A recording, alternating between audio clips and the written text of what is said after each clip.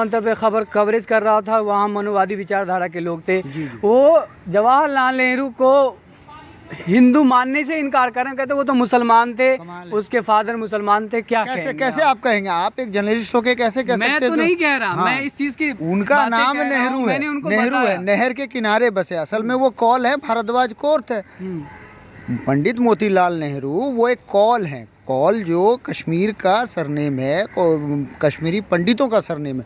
वही call surname अल्लामा इकबाल का भी है, वही कॉल सरनेम फारूक अब्दुल्ला के फादरों का भी है। संविधान सभा इसी जगह पे कैद है और हकीकत में मनुस्मृति चल रही है, ब्राह्मणों का राज चल रहा है। मैं खुल के कह रहा हूँ इस बात को। अगर आप इतिहास उठा के देखें तो पंडित जवाहरलाल नेहरू ने पहली बार जब इलेक्शन करवाया था तो उसमें 57% ब्राह्मणों को टिकट दिया था कांग्रेस की तरफ से। तो वो ब्राह्मण हैं, डीएनए के आधार पर वो खुद भी ब्राह्मण हैं पंडित जवाहरलाल नेहरू।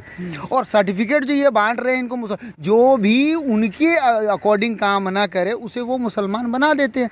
बाबा साहब जब ओबीसी केलकर कमेटी को लेके आए उसको भी लागू होने नहीं दिया, हिंदू कोड बिल लाए उसको भी बनाने नहीं दिया, है ना। आप देख सकते हैं कि बाबा साहब को मजबूर होकर इस्तीफा देना पड़ा। लोगों का धर्म नहीं, ब्राह्मणों का धर्म नहीं है, धंधा है ना। और धंधे के हिसाब से वो परसेप्शन चलाते हैं।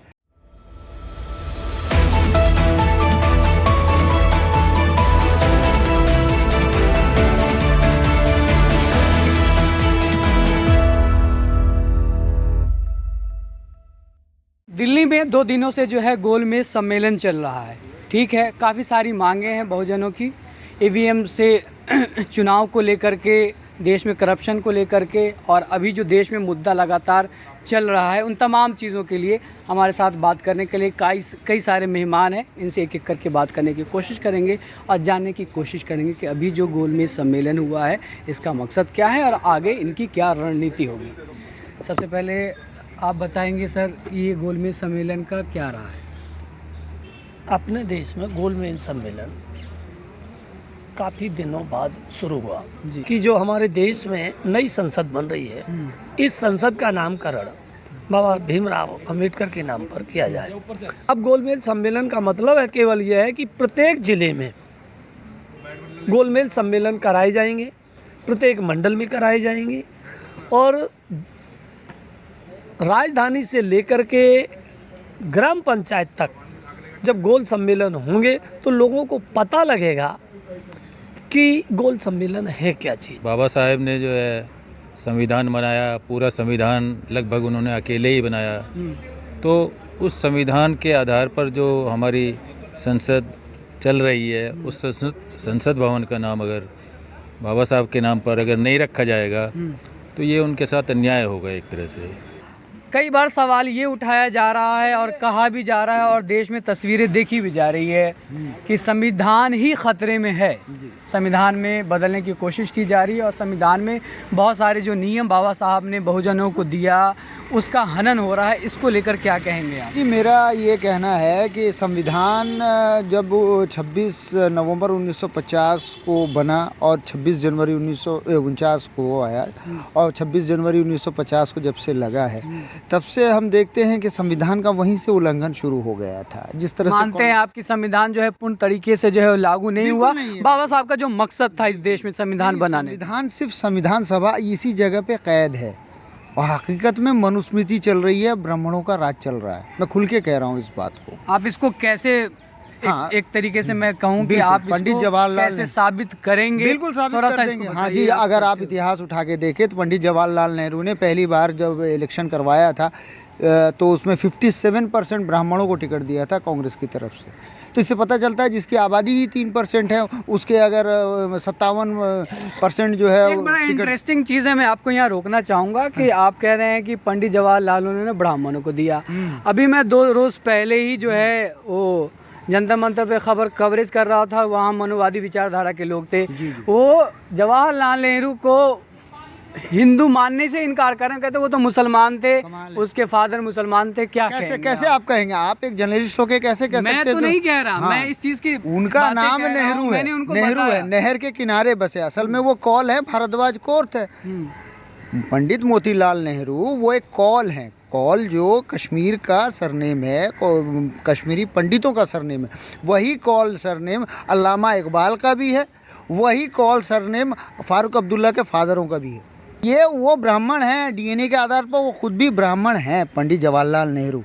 और सर्टिफिकेट जो ये बांट रहे हैं इनको, जो भी उनके अकॉर्डिंग काम ना करे उसे वो मुसलमान बना देते हैं। खैर हमें उनसे कोई मतलब नहीं है, दो कौड़ी के लोग हैं, आज अपनी मीडिया को ख़रीद के अपनी इस व्यवस्था को बना के ये सारा काम कर रहे हैं। वरना पंडित जवाहरलाल नेहरू हिंदू हृदय सम्राट हैं, और उन्होंने पहला काम जो है संवैधानिक ये किया। दूसरी बात, बाबा साहब जब ओबीसी केलकर कमेटी को लेके आए उसको भी लागू होने नहीं दिया, हिंदू कोड बिल लाए उसको भी बनाने नहीं दिया, है ना। आप देख सकते हैं कि बाबा साहब को मजबूर होकर इस्तीफ़ा देना पड़ा और बौद्ध धर्म को स्वीकार करना पड़ा 14 अक्टूबर 1956 को। धर्म को, धर्म को नहीं, वो एक धर्म है, धर्म नहीं। जो धर्म नहीं है ना, ये हिंदुओं का धर्म नहीं, ब्राह्मणों का धर्म नहीं है, धंधा है ना। और धंधे के हिसाब से वो परसेप्शन चलाते हैं। जब परसेप्शन चला के पत्थर में प्राण प्रतिष्ठा करके वो ये पूजा करवा सकते हैं, मंदिर बना सकते हैं, भगवान ही बना देते हैं उसको, तो आप क्या कह सकते हैं कि ये नहीं कर सकते हो? वो बिल्कुल संविधान लागू ही नहीं है। और दूसरी बात, मनुस्मृति चल रही है, कॉलेजियम देख लो, कार्यपालिका देख लो, और उसके बाद जो विधायिका देख लो, सब जगह तो ब्राह्मण ही बैठा हुआ है। एक ब्राह्मण जो है पूरा कंट्रोल कर लेगा, एक कलेक्टर पूरे डिस्ट्रिक्ट को कंट्रोल कर लेगा, बात को घुमा देगा, है ना। मीडिया में भी पूरे के पूरे उसको बैठा दिया। तो ये वेरिएशन नहीं है, विविधता नहीं है, है ना। और दूसरी बात जो है ना, दलितों का आज भी ऐसी ये इसका जो एनसीआरबी का जो आंकड़ा है उसके अनुसार 67% जो है जाति के नाम पर हिंसा होती है, जिसका शिकार होता है SC ST बहुजन। आपका मतलब संविधान, आप देखिए SC ST के लोग आज खीरा चोरी के आरोप में बंद हैं, लेकिन बिल्किस के बानों के जो है उसको छुटकारा मिल रहा है। उमर खालिद बंद है, मौलाना कलीम सिद्दीकी को बंद कर दिया, मौलाना ये जो है उमर गौतम को बंद कर दिया। क्यों? ये तबलीग कर रहे थे, तबलीग इस्लाम कर रहे थे। मतलब ये कोई जुर्म है, इनको पकड़ के अंदर डाल दो। लेकिन होगा ये, मनुस्मृति लागू है, मुसलमान तो भारत का 3rd क्लास सिटीजन है ना। तो बहरहाल SC ST बेचारा अभी उठा है, ये शुरू से लड़ता हुआ है ना। ये जो तो ऐसा है हाँ। कि जो अंदानी अंबानी करोड़ों रुपया देश से विदेश लेके जा रहे हैं, जी। उन पे कोई नहीं। लेकिन एक मुलायम सिंह, अखिलेश यादव, मायावती, हाँ। छोटे छोटे नेता एक प्रदेश में ही रह गए, उन पे नए नए धमकियां दी जाती और इन पे आरोप लगते हैं कि इनको फंसा दे। और जैसे हाँ सही बात है। नहीं ये तो होगा। देखिए जो भी बहुजन नेता, अब देखिए हमारे लालू जी हों, मुलायम जी हों, अखिलेश जी हों, या मायावती हों, स्टालिन हो, या फिर हमारे जो क्या नाम हेमंत सोरेन हो, शिबू सोरेन हो, जो भी ये करेगा इसको अब मीडिया जो है परसेप्शन चला के करेगा। गेस्ट आउट कांड भी आपको पता होगा। इस देश को आज लगभग 2000 साल हो गए, और उस दिन से लेकर के आज तक पाखंड और झूठ ही पढ़ाया गया। पत्थरों में भगवान प्रकट किए, पत्थर की मूर्ति बनी तो जिसने बनाई उसको मूर्ति के पास खड़ा नहीं होने दिया, लेकिन प्राण प्रतिष्ठा जिस दिन हो जाती है उस दिन वो भगवान हो जाते हैं, फिर उसके बाद उसे छूने नहीं दिया जाता। तो इस देश की ये कंडीशन है कि ये देश शुरू से ही अंधभक्ति में डूबा हुआ है। बिहार के पूर्व मुख्यमंत्री हैं जीतन राम मांझी, उन्होंने कहा कि हमारे यहाँ शिक्षा व्यवस्था पे भी जो है मनुवादियों का कब्ज़ा हो गया है। अपने बच्चों को पढ़ाने के लिए उन्होंने बेहतर से बेहतर जो है प्राइवेट स्कूल कॉलेजेस की स्थापना की, और वहाँ उन्हीं के बच्चे पढ़ते हैं। और हमारे यहाँ उस बच्चे को सरकारी स्कूल में डाल दिया गया जहाँ के शिक्षक जो है वो ठीक से बच्चों को नहीं पढ़ाते हैं। आप शिक्षा के क्षेत्र में लगातार काम कर रही हैं, आप ज़रा इस तस्वीर को साफ़ कीजिए कि उनका आरोप कितना हद तक जो है वो सही है या क्या है पूरा। वो बात उनकी बिल्कुल सही है, जो भी कह रहे हैं ये सच है। लेकिन जो सरकारी स्कूल हैं और सरकारी स्कूलों में जो पढ़ रहे हैं बच्चे, और जो पढ़ाने वाले हैं, जो टीचर वगैरह हैं, उनको ध्यान देना चाहिए, उनको मतलब मेहनत करनी चाहिए, और उनको बार बार जो है ना, जो भी सरकार से चाहिए उनको मांग करनी चाहिए कि हमारी जो है ना ये शिक्षा के लिए, हमारे बच्चों के लिए ये चीज़ चाहिए, उसके लिए उन्हें आवाज़ उठानी चाहिए। अगर कि सर जो देश में हम जितने भी जागरूकता की बात कर रहे हैं, चाहे वो धार्मिक आधार पे, जातिवाद के आधार पे, लेकिन जो लोग हैं ख़ास करके बहुजन OBC जो बहुत बड़ा तबका है, ये कर्मकांड, धर्म और अंधविश्वास इनसे छूटता नहीं है, जिसका जो है बहुत बेहतर इस्तेमाल करते हैं ये मनुवादी लोग। इससे कैसे पार पाएंगे, कैसे जागरूक होगा? इस देश में इन्होंने धर्म बनाया, धंधे के लिए धर्म बनाया और धर्म में भी जातियां बना दी। अब स्थिति ये हो गई है कि जातियों को ख़त्म कर पाना बहुत कठिन काम हो गया है।